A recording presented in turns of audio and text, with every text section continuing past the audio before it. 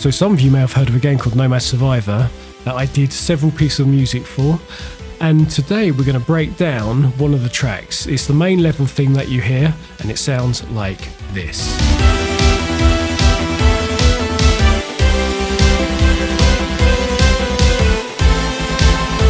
So as you can hear, that's an action level from the main game loop, and we're going to break down how it goes, starting with the bass. I'm going to work down here and we're going to work in sections. So we're going to have a listen to the intro all together and then I'll break down each bit.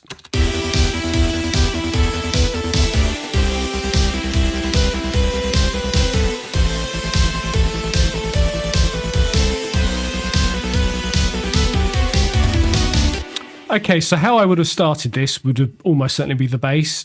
Now I wrote this 2 years ago, so my memory may be a little hazy, and I didn't actually even know what the game was going to be at the time. I just got a request to do, I think, about 8 pieces of music for the company, and I didn't have any description of the game, so it was quite interesting just to write a piece that was a level for, I think it was Castle or something like that. That was the description that I got. Anyway, let's go through this. So the bass is how I would have started.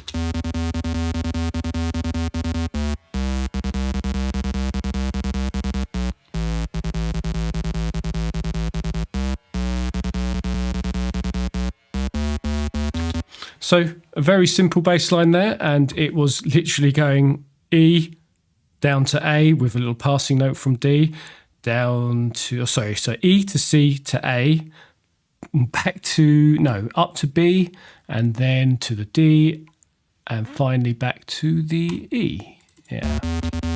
Yeah, so that is just a 4-bar loop, which I think pretty much the whole song, no, all the way up to there is the same.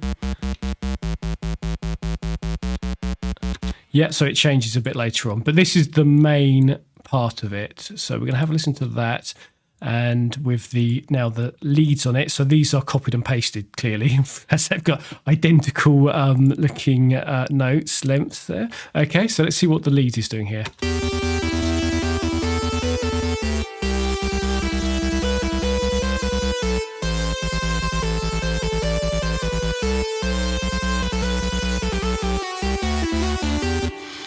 So there's a little bit of automation going on there as well. You can see the notes that I've played. I would have almost certainly literally just played on top of that bass line until I found something that I liked. I don't think like I'm going to go to this note here or that note there. I just literally play until I go, oh, that was it, and it sounds good, and then I might do a few edits. You can watch my other videos where I'm actually writing music on the fly to see how I do that. So here, let's just have a look at what automation we've got. And activated, so we've got modulation activated. So yeah, this is the main thing. The modulation is just giving it the, let's just play it. That doesn't seem to do anything there. Yeah, so you can hear adding the modulation in gives it some vibrato.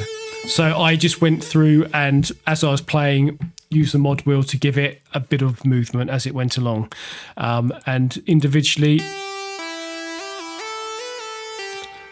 that's just doubled up with this sound, which I guess I did to just thicken out the whole thing. And then when it kicks into the second time round, which is the same melody, I also add another low lead,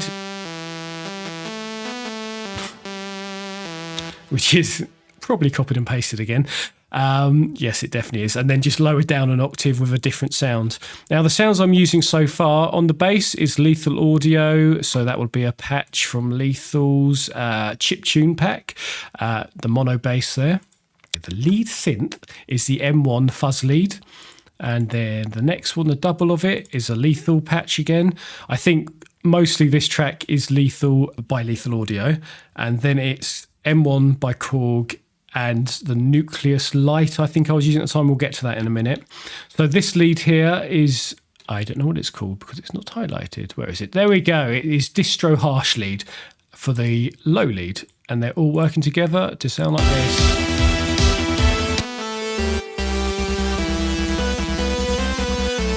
So that can be one of the main lessons you learn here, is always sticking things up with layers if you want things to sound bigger. Okay, now let's go on to what's happening next. So we have an arpeggiator that plays throughout this whole verse section. Really simple arpeggiator, just another lethal patch. It's literally just up and down. That's all the arpeggiator's doing there. Repeat, repeat. And then here we have a string. And this string is actually the M1 to kind of give it more of a gamey retro feel, which underneath it I've got now nucleus strings coming in to give it more of a real feel. But this is just to vary it up a little bit. And I think this is a counter line. Or is it the same as a bass line? No, it's the same as a bass line, just octaved up until the end there, where I do a little run, which goes... Just a little run going bum, bum, bum, bum, to lead into the next section. Right, now we've got the string sections.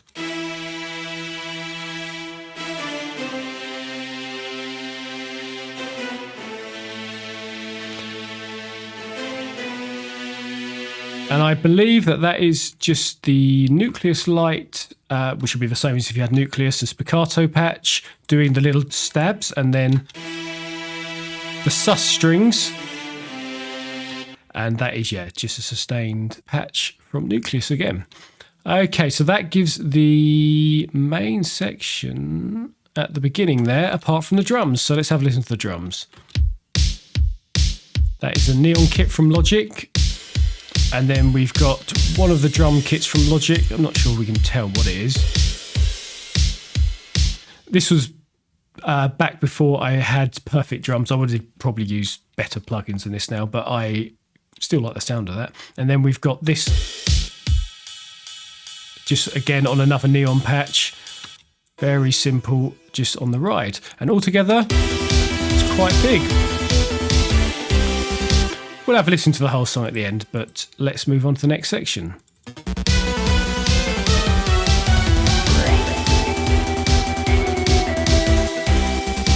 So we've cut out most of the, all of this part here from the lead synths, and we've replaced it essentially with this organ part from the M1. And you can see, I often recommend doing this, doing a run into a section. So here you can see that all I've done is gone like up the keyboard. That's not coming out. Let's do that again. That's literally all I'm doing there, just to have a little run in before the part starts.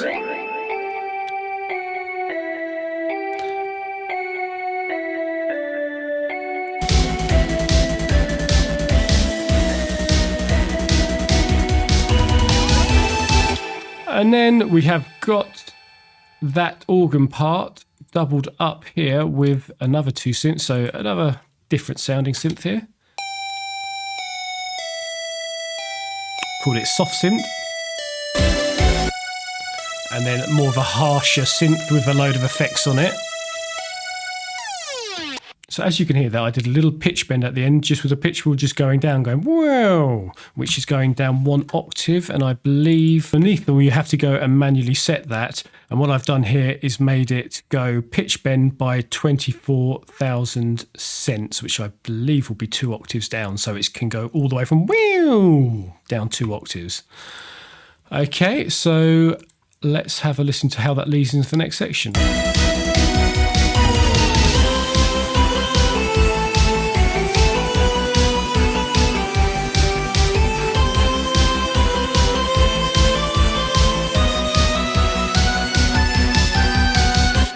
Okay, so here we've got the bass line, which is just following the chords from C down to A, up to B, down to G, and then back up to C, down to A, and finally ending on the B.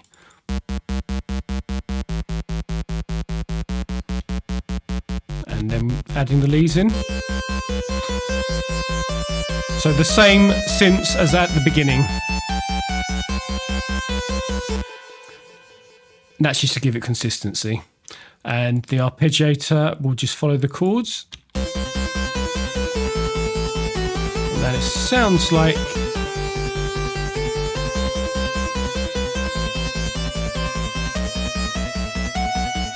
we've got like a sus chord coming in here. So A and B. Again, I would have just played this as I went and just used my ears. Again, going back 2 years, not going to remember everything I did. And the strings backing it up.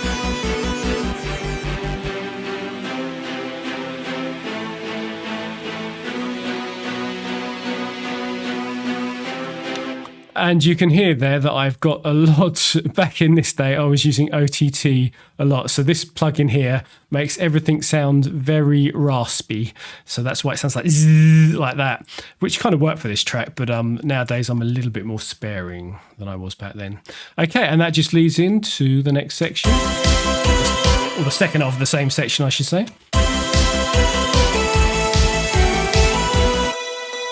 And we've got this counter line here.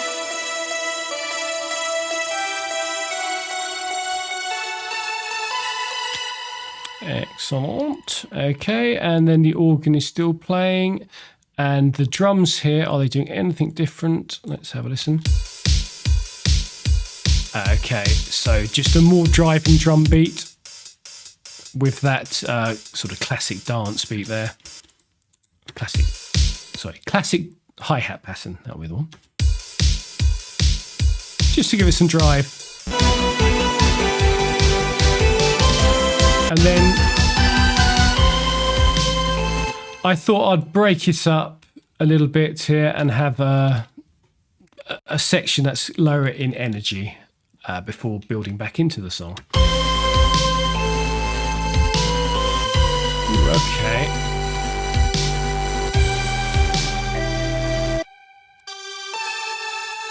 Okay, so this is Silent coming in here, which also came in just before it. And what I've got here, I can hear it from a mile away, is Kickstart, which is basically an instant sidechain compression, which with it sounds like this.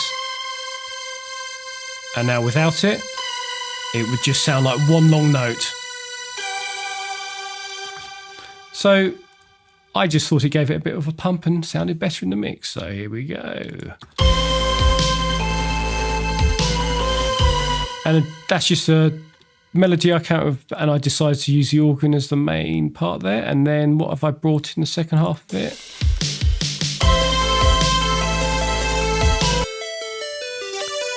Essentially an arpeggiator part comes in there, but I just played it in manually, which looks like that. And I just went da da da da da da da da da da da da da da.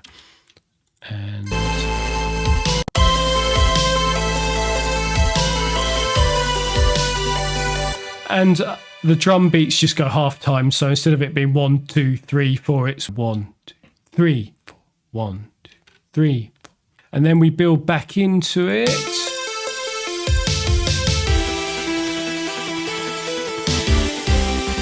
That's a common thing to do there. So I started basically at the beginning of it, but without a couple of the elements there. So we haven't got the drums kicking in straight away, and the bass doesn't kick in straight away. So that's where we get this. So yeah, and then it kicks in after dum-dum on that hit there, which is about a beat and a half into it. Okay, and I think that is basically after there, I've done a few variations, but the song is then basically the same, the second half through, just with a few extra little bits added onto it, but not enough to go through, I don't think. So the only other things you might hear in this project are the sweeps in the final version. For some reason, this old project, it's not opening up correctly, so I can't actually show you them, but they are just literally white noise sweeps, and they're made by that quite famous guy called Kashmir. Okay, so that is the basics of the track. So if you want to listen to it in context, I will now do a full playthrough. If you want more breakdowns like this, then please subscribe, and I will see you in the next video.